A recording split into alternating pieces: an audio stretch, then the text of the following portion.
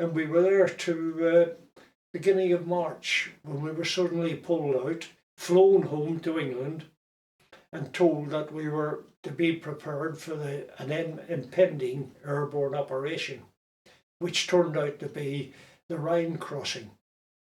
Now, where we were going was near Wiesel, not that far from Arnhem, which had been a catastrophe in the September. But we were told we were taken into camps from Colchester to an airfield near Colchester. I don't even know the name of the airfield now. And we took off at 9 o'clock in the morning. We took off, and it was approximately 10:30 when we jumped over the Rhine. And the anti-aircraft fire was murderous. That's the only way I can describe it. They really let us have it. And so much so that we now know we lost 1,200 men in 20 minutes. Now, the American 17th Airborne Division suffered similar casualties. Some of them were hanging in the trees of where I landed.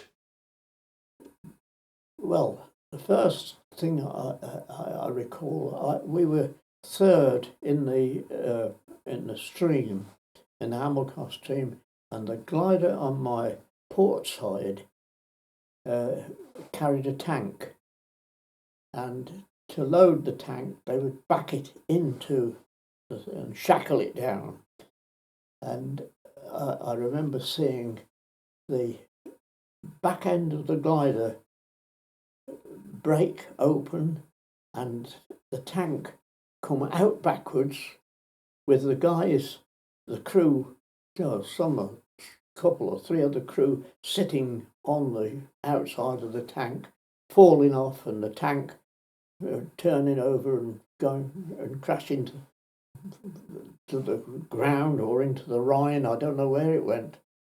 Made a bloody hole wherever it went, because it was at 3,000 feet. So, a tank at 3,000 feet wouldn't bounce. That would really make a good hole when it hit the floor. So that was my first memory of it. Then the smoke, which was being generated on the west bank to cover the invasion by or the incursion by troops on the ground, obscured an awful lot of what we were trying to look for to get ourselves make certain we were landing in the right place. And as I say, then getting hit was that was funny, because I remember looking at the port wing and thinking, by God, that's a bloody big hole. And because we lost a great chunk of port wing, we really did. How we kept flying, God only knows. But we did. And as I say, we lost all our controls, got hit again, well and truly, and that was it. And then, as I say, we had no choice in our direction. That was being dictated by where the controls were set and the whims of the wind or what have we. I don't know. Our duty was to clear the area round Koppenhof Farm and set up divisional headquarters, and also knock out enemy positions that were there. Because they were dropping us in broad daylight on top of the guns. We were coming in right in broad daylight on top of them. Gliders got the worst end of the stick, because we got down, but the gliders coming in were being shot up left, right and centre. The damn four barrel 30 and 20 and 30 millimetres, quite a few of them firing. You see streams of tracers going up, and a lot of paras were hanging in the trees. They'd been shot with machine gun fire as they came down. Did any fire ever come near you at all? Pardon? Did any shots never come near you? Only about 30 into the top of my chute. Riddled with bullet. Most fellas were the same. We had no control over which way we were going, and we were going the wrong way. we weren't going towards friendly territory. We were going into the into enemy territory big time. But we could do nothing about it. But there you go. And when we hit the ground, eventually, it went to stand on its nose, and I got thrown through the perspex canopy. And I remember I got out, I picked myself up, shouted for a Bren gun, which was my weapon of choice. And one of the gunners, I'd got a 17-pounder gun and truck in the glider, and I remember the guy saying, "The sergeant's trapped," and I said, "Never mind the sergeant being trapped. Throw me down my Bren gun," and I found myself sitting under a dike with some angry people one side the dike and me the other, trying to eat a Mars bar. I mean, it's crazy, isn't it? Talk about adrenaline flowing. Yeah, I just sat there eating a Mars bar. We were getting mortared, of course. Oh yeah, I spent the rest of that day running away. And how's that for a big bad soldier running away? Were the Germans around you when you landed? Yep, they were all around us. They were all around us. What did you and your men have to do then? Yeah. Well, we had to kill them. Because they had to attack the guns as well. Yeah. Well, they killed us, one of the two, because we had a lot of dead. Colonel Ford, we got attacked about a company of Germans, and he rallied as his Colonel Ford at the front of us, and we all set off, and next thing we knew, a shell had landed and killed 6 of us. And we were all stunned. But the counter-attack worked. They retreated.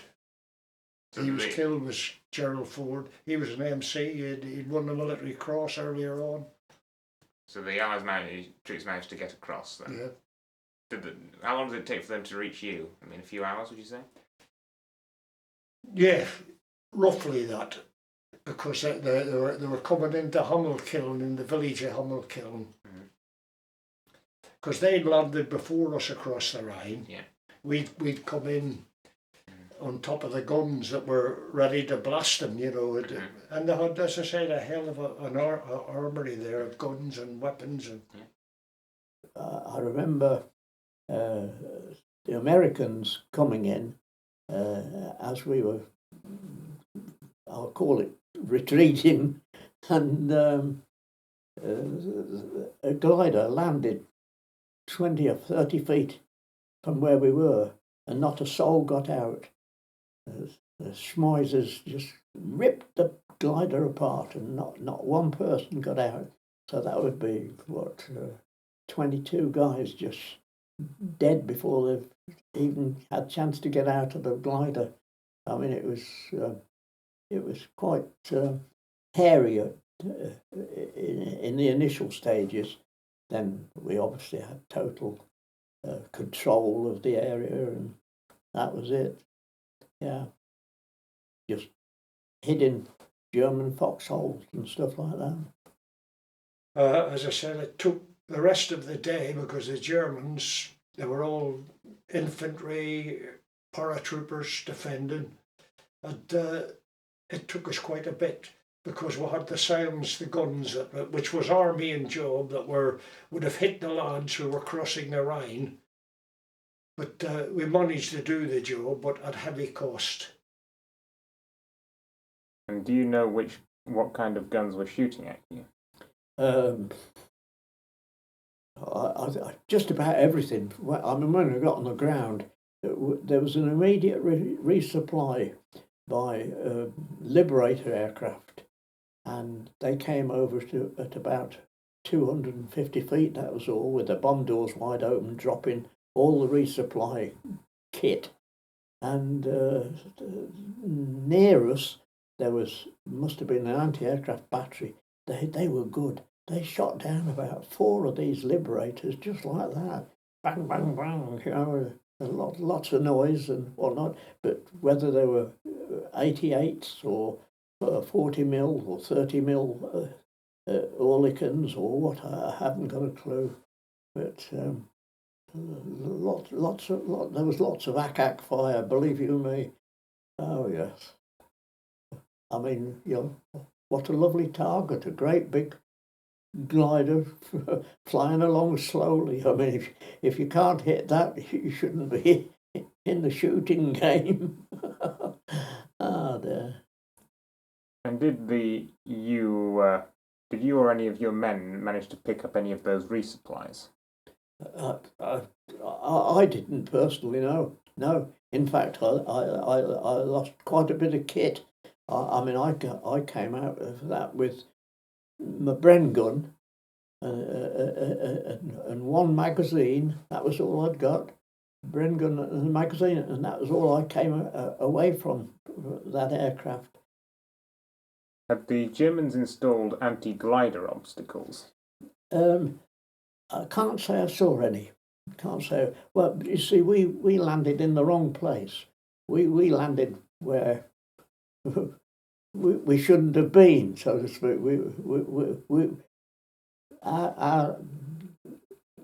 The aircraft I was in lost total directional control, so we went probably, I don't know, probably way past where we should have been. As I say, we were out on a limb, So no, I can't say I saw any anti-aircraft landing posts and stuff like that they seeded the grounds with in some areas. Because obviously, I mean, the first German I took prisoner, he demanded to know where we'd been. He said to me in good English, "Where have you been?" And I said, "What do you mean, where have we been?" He said, "They tell us English flying troops come and we hide in the woods and wait for you. You not come. Where have you been?" That's, yeah, so we weren't unexpected. Well, we were firing at a group in the woods, all around the woods, and this lad ran from the direction of the farm right across the field carrying his rifle. And he was running as if all the devils in hell were after him. If he had carried on running, I wouldn't have got him, but he stopped by a tree. And as he stopped by a tree, I fired, and down the lad went. And it was it. And our dead were scattered all over the place. I said we were burying them in groups of 50. So you said someone had looted his body or something? Yeah. Somebody would have buried him, probably buried near Coppenough Farm, just the same as ours were. But we didn't deal with them. We were too busy dealing with our own the following day. And the day after, we were on the move. So how did you find out that his body had been looted then? Well, I walked over as a matter of curiosity, and somebody'd rifled through his pockets. There were photographs and things scattered all over the place. And that's when I saw a photograph of him and obviously his sisters, I would think. And I thought, he's not much older than me, if that. But a lot of them were very young, the Germans who were taken prisoners. They'd reached rock bottom in their manpower. Did German soldiers attack your glider? Oh yeah, they mortared it. They could see the tail of the aircraft sticking up like a signpost, so they knew, and they'd see it come down. I mean, without doubt, I mean, it's big enough to see it, isn't it? As if it's a little thing, and we were getting mortared straight away. I mean, the earth was jumping up and down all around the place. It's nobody's business.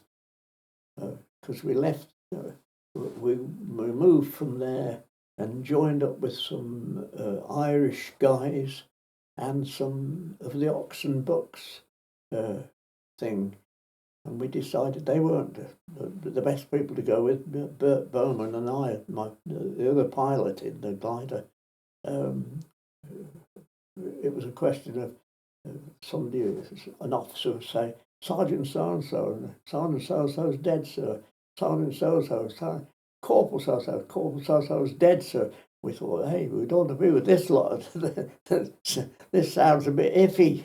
So we left them and ran away somewhere else and joined up with some others, and then eventually we sort of fought our way back to where we should be, as it were, which was quite some distance, actually. We were quite away from Hamilcar.